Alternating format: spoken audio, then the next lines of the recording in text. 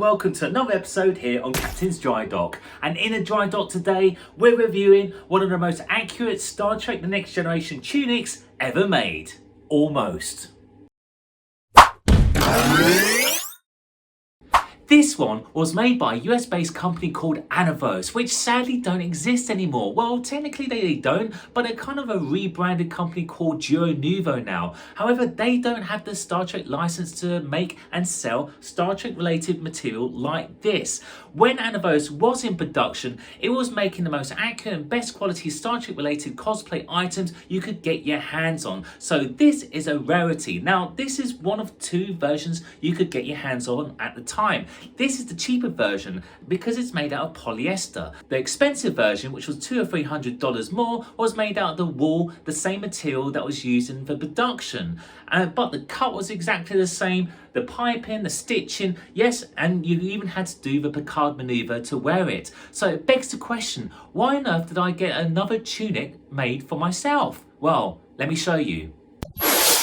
See, it looks okay, doesn't it? However, it's not, because American sizes are actually a little bit larger than European sizes. So a medium in America, which I ordered, I'm 5'7", it should fit me, was a large when it comes to European standards. And so when I got it, and bear in mind I had to pay a duty charge to come into the country, there's no way I could wanted to send it back and then have a replacement sent out to me. So I just thought I'd get this taken up. But the problem is, as much as I took up the arms with a local seamstress down the road and also around the neck, as you can see, the armpit starts halfway down my body and it's very, very uncomfortable, and also it's starting to fray over the years. I've had it for several years now, which meant I need to get myself another tunic. Now, I went online, and yes, there are plenty of examples of getting a tunic like this online. However, they're not exactly accurate. Now, they're great for fancy dress, or if you're on a low budget and you want to dress as one of your heroes. But if you are looking for accuracy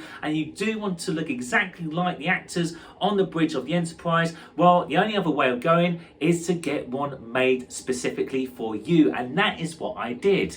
Now, this one was made by a lovely lady called Caroline, based in the Netherlands. And if you've seen my channel, you would have seen me actually buy and get made the first contact uniform, and the quality is incredible because it was made for me, and also the material was exactly the material they use for the production. Now, it was just natural for me to go back to her to get the TNG one made. Now, she also actually produces wedding dresses as her day job as a business. But winter time, and if you want to go out and reach out to her, please do, link down below. She makes the best quality Star Trek related uniforms you can get your hands on. But then again, you have to remember, you pay for that service, so bear that in mind. Now, this one here, I actually helped source the materials for this, because the one in the production of Star Trek Next Generation was called a gardine, I can never pronounce it right, wool, and it was a nightmare. I spent up to £100 trying to find samples which matched the colour and the material type that was used in the production, and it was near on impossible. In fact, the only way I can imagine getting hold of it is if I actually got hold of a plain piece of the cloth and got that dyed, and that would have cost hundreds of pounds, and that would have been done in the Netherlands. And so I settled for this. So how did I find this cloth? Well, what I did, I snuck into a museum which actually had samples of this cloth used in the actual productions, and also I was able to get hold of those little card swatches which you can still get on eBay, which are basically meant to be the same material and colour used in that specific production, and I used that as reference, and this is the one I chose. This material comes all the way from Germany, and I had to make a compromise because ideally I needed to get that colour right. And in fact, if you go onto this website, the guy that runs this website, he's great for advice, and he will say, and he actually mentioned this to me, that throughout the 7 years of production of these tunics, the colour varied slightly over a period of time. So when you say accurate, well, it depends which tunic you're on about and what season you're on about, because they change ever so slightly, even the stitching. In fact, I think it was season 3 or 4, I can't remember. In fact, they had these nasty stitching lines down the front of the tunic, which is really ugly. So when you talk about accuracy about the tunic, well, which one are you talking about? Now you want to see it on, don't you? Okay, let's do it. I think this smile says it all. Now, on screen, it may not look anything different compared to your Anavos version, but trust me, look at this. It fits me perfectly, and also you can feel the quality of the fabric. It's breathable and it feels like you could wear this all day, every day, which I plan to for work one day, perhaps on my birthday. And yes, it's worth every single penny. And you've noticed the regalia. Yes, this is my self-made regalia, my Star Trek Next Generation comm badge, and also rank pips of, you guessed it, Captain. Because I'm English and bald, of course.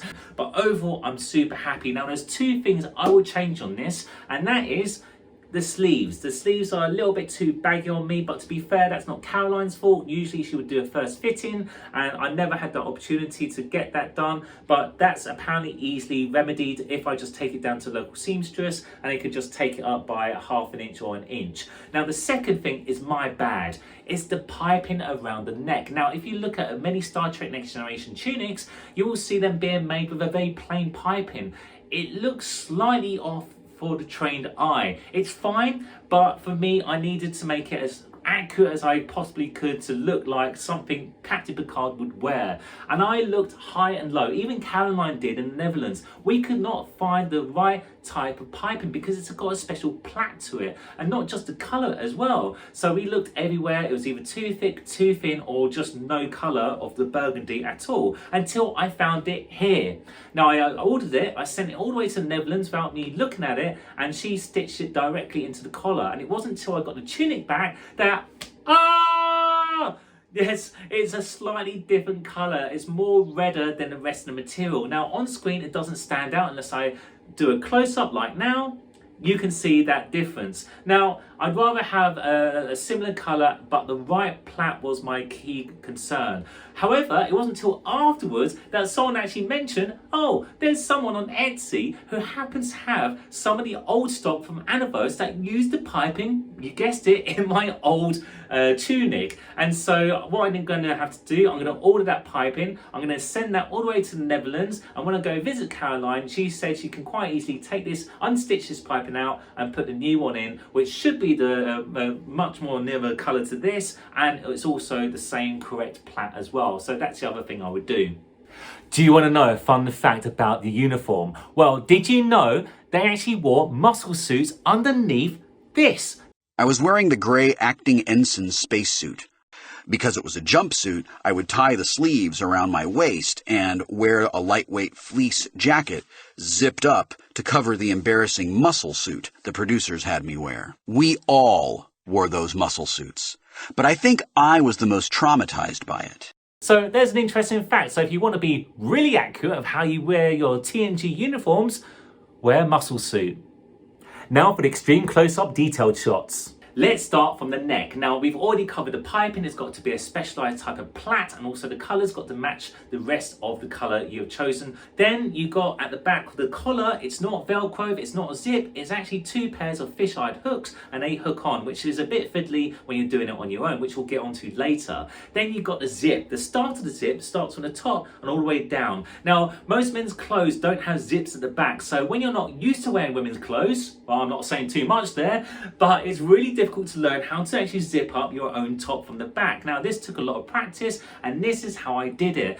What a palaver. Boy, how many times did I get cramp doing that one? Now, the last fastener is the Velcro, which is around the waist, which tightens it all up around there. Now, the design of the tunic really mimics the ones of the naval uniforms of old, where they stop around about the waist and they tighten up, which gives you a really nice figure. I mean, you go from like a V, so you go from the shoulder pads all the way down to your waist, which makes you look, well, kind of powerful, which this uniform is all about, is to exert authority, and it's a uniform. And speaking of shoulder pads, yes, it was made in the 80s. So in the 80s, they inserted shoulder pads, and that's actually in your Anavos one, and it's here. If you don't have shoulder pads, and you will see it many times in Comic-Con when you've seen people wear these tunics without shoulder pads, it just doesn't look right, doesn't sit right. I mean, this thing squares you off. You can just see what it does there, and that actually is reflected in the first contact uniform that I reviewed before as well, so please give that another look.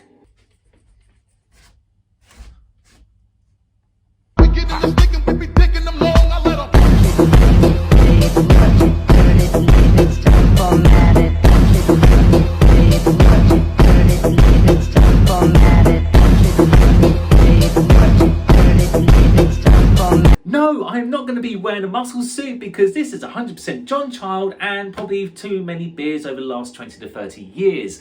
The cut of this works so well that in fact the silhouette makes you look good. That's how you can tell a good suit from what I hear. Now, if you want a TNG Tunic, or in fact anything from the Star Trek era made, contact Caroline directly. She'll be happy to give you a pricing structure as well as any procedures and what dimensions she needs to make you your perfect uniform. Now, if you want to make one yourself, and there's many people who like to do that, and I wish I had your talent, I've included the sources down below where you can get all this material from, and believe me, it's actually really cheap.